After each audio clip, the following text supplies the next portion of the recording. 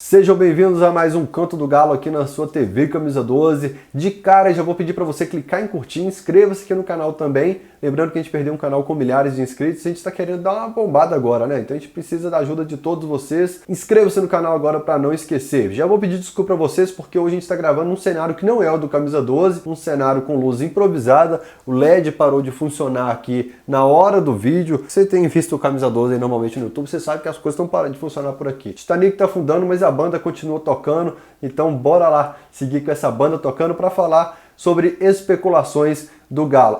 E eu tô sem manto alvinegro porque eu não estou na minha casa, estou sem manto alvinegro aqui, cometi um grave erro de não colocar na minha mochila, então quis homenagear Bolanhos com a camisa do Chapolin. Bora lá falar sobre algumas situações do Galo esse ano. Eu vou falar de Internacional, então com a camisa do Colorado. Que beleza, do Chapolin Colorado. Primeiro, o Elias. O Inter queria o Elias, veio o Caetano, que é um grande diretor aqui para Belo Horizonte, querendo também o Messias, zagueiro do América. Vocês têm uma tara no Messias também, que é impressionante, né? A gente pegou um zagueiro muito bom, Igor Rabelo, mas continuam querendo o Messias. E o Caetano esteve em BH querendo o Elias. Mas os clubes brasileiros, de repente, cismaram que o Galo era um balcão feirão. Não sei se foi o Alexandre Tadeu que deixou essa fama com a gente, mas eles cismavam que era só vir aqui pegar, eu não vou pagar a multa do Rocha, eu quero o Rocha porque o jogador quer vir para cá, olha, eu quero o Luan porque o jogador tem uma boa proposta de salário, eu quero o Elias, que é um dos jogadores que mais entraram em campo na sua temporada, titular absoluto no seu time, mas eu não estou disposto a negociar, a trocar por nenhum titular do meu time, talvez um segundo ou terceiro reserva. E aí, meu amigo, o Galo, nessa janela de transferências, endureceu,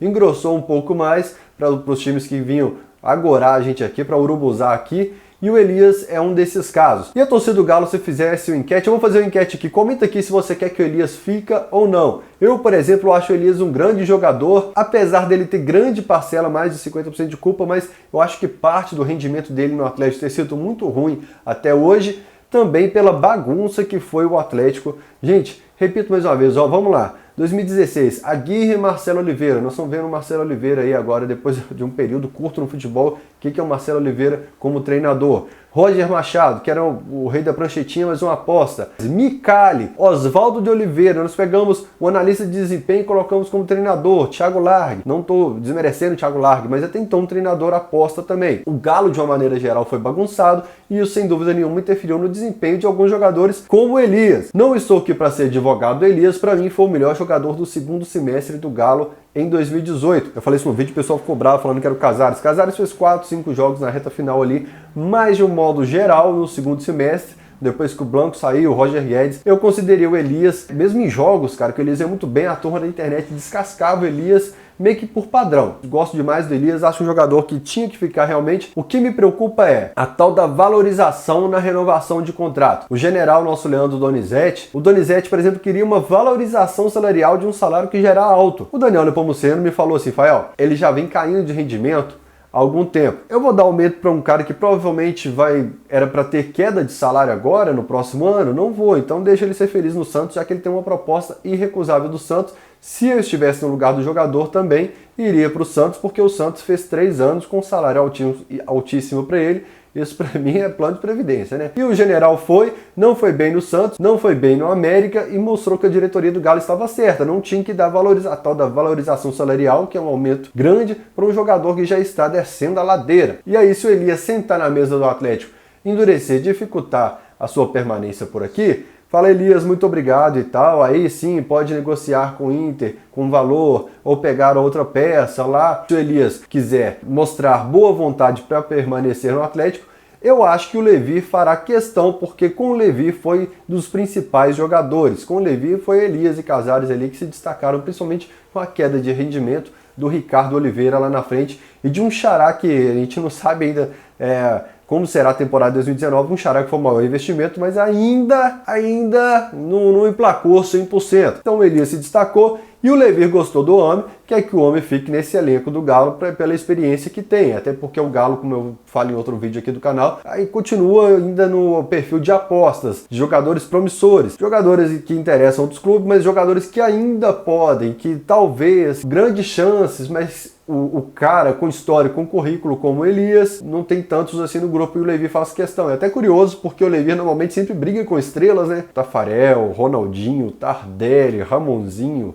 mas ele foi com a cara do Elias, ele quer a permanência do Elias. Então, Internacional, se quiser vir para cá, negociar, por exemplo, você quer o Elias, torcida assistiu um jogo do Inter que a torcida não dava passo pro Zeca, vaiano. Torcida aqui também fica meio na birra com o Elias. Você troca pau a pau, você reforça a nossa lateral esquerda, apesar que o Zeca vai para a direita, vai para a esquerda. Você reforça numa posição que a gente precisa. Aqui a gente não tem lateral esquerdo reserva, quer dizer, a gente tem o Hulk, mas o Levi não agradou muito. O Galo ainda procura um lateral esquerdo como o Felipe Jonathan, do Ceará. Tem que ter a via de mão dupla, né, Inter? Não é chegar aqui, meu amigo, falar que quer, que é o Elias e fica por isso mesmo.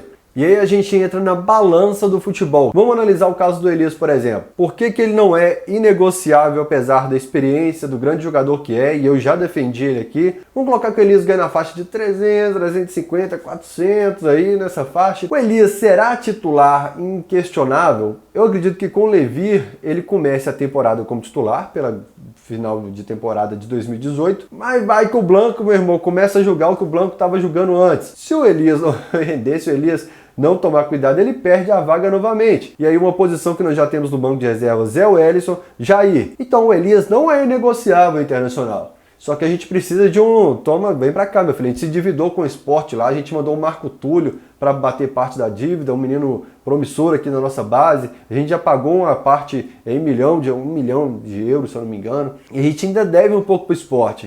Então, quem sabe se o Inter abater um pouco da dívida lá, aliás, abater a dívida do Galo com o Sport, já que a gente precisa abater essas dívidas, a gente precisa limpar nosso nome na praça, que tá sujo sim. Aqui é um espaço para a gente falar entre atleticanos a nossa verdadeira situação, que a gente gosta muito de zoar o rival, mas a nossa situação também não é boa. A gente está pagando dívidas, mas a gente está com o filme queimado na praça com alguns times também, que a gente arrastou dívida por alguns anos. A gente ainda está pagando, o Sete Câmara está pagando dívida da era Calil ainda. Então não é um jogador inegociável Internacional. Nós temos aqui o Blanco, que está voltando, o Adilson, o Jair, o Zé Welison, o Lucas Cândido deve ser emprestado. Nós temos opções. Mas, a princípio, o Elias é um cara que faz 90% dos jogos, não sofre lesões.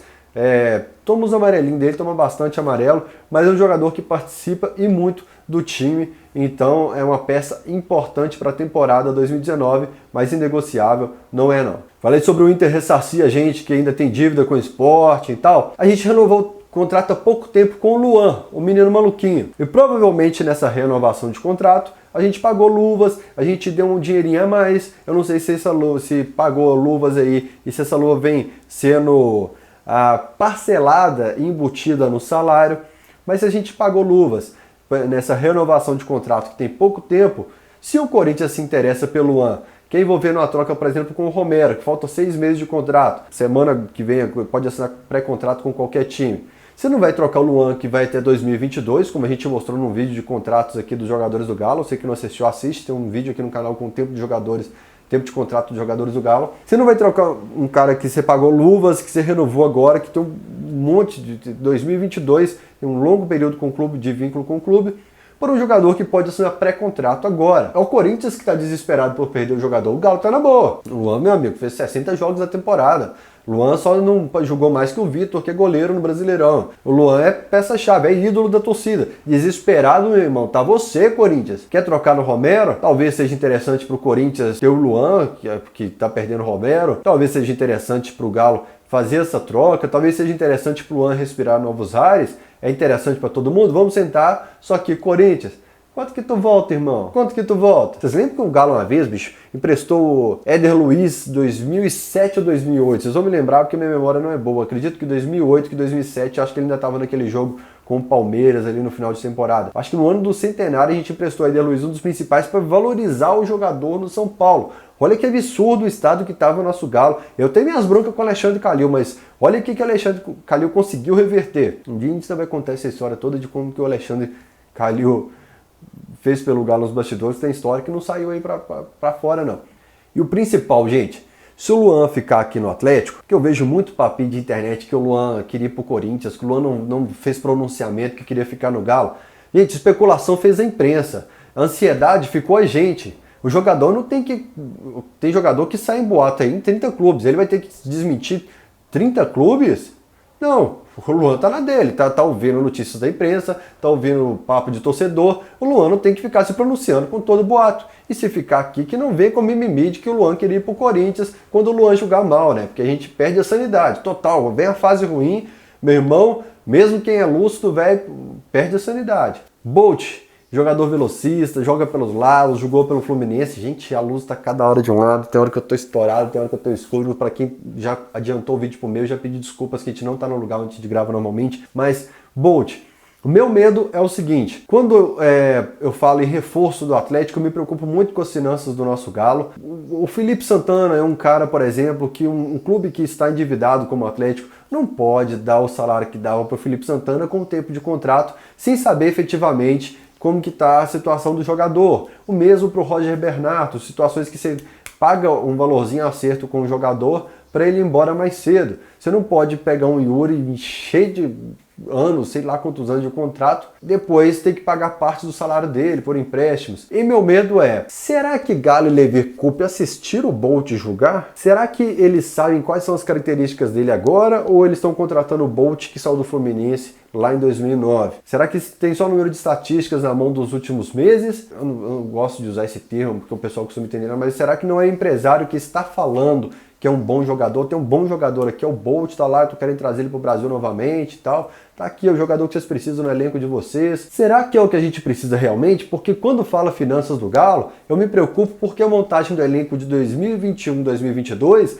pode ser comprometida por erros que a gente comete agora. Como está sendo agora que a gente está pagando erros do passado. Está pagando acerto financeiro com o Emerson Conceição, gente. Não estou falando que o Bolt é um jogador... O Bolt pode terminar a temporada como titular. Eu só estou falando do risco do Galo em jogadores que talvez nem ele mesmo conheça, nem ele mesmo saiba efetivamente quem ele está contratando. O Felipe Jonathan, lateral esquerdo do Ceará também, que o Galo fez a sondagem, o presidente não gostou do valor, falou que não quer perder peças, e jogador promissor também. Mas meu glorioso Clube Atlético Mineiro, meu querido Leverkusen, burro com sorte, quando é que nós vamos pegar uma parte desse dinheiro para gastar com o time titular, meu glorioso Clube Atlético Mineiro, para gastar efetivamente com o jogador que vai chegar e ser titular? Porque é legal a gente montar um time que vai valorizar, que nós vamos vender e a gente ganha o campeonato de banco imobiliário, mas vamos pensar nos caras cascudos que vão decidir, porque a base desse time, como eu falei em outro vídeo,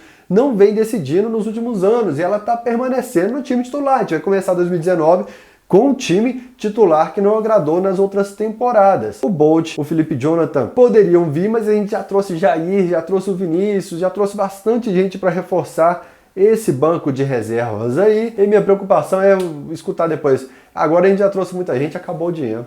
E agora é a hora de vocês darem opinião. Fala aí sobre Luan no Corinthians, Elias no Internacional. Bolt, você acha uma boa aposta? O Felipe Jonathan do Ceará, que eu acho uma boa aposta, mas meu Deus do céu, se acabar o dinheiro, apesar que a vida é mais difícil, né, velho? Lá no FIFA a gente clica numa maletinha de dinheiro que tem lá no catálogo, bum, dá dinheiro pra caramba. A gente conserta o time e acha que é fácil na vida real também. Não é fácil assim na vida real não, gente. Você tem que ter um jogo de cinturas com empresários, que não é só no Galo que acontece isso, em todos os times do mundo acontece isso. Tem que ter um jogo de cintura com empresários, com dívidas, com finanças, com outros projetos que o clube tem, com a estrutura toda que o clube tem, com o treinador que gosta de jogador de determinada característica, aí você consegue um bom negócio, o treinador fala: não é o perfil do meu time, esse eu não quero. Não é fácil. Mas aqui a gente está para discutir como torcedores, como está essa situação do Galo no mercado de transferências e como está a montagem do time para 2019. Comenta aí, estou guardando, já estou lendo seu comentário. Só que clique em curtir e inscreva-se no canal também. Tamo junto, valeu!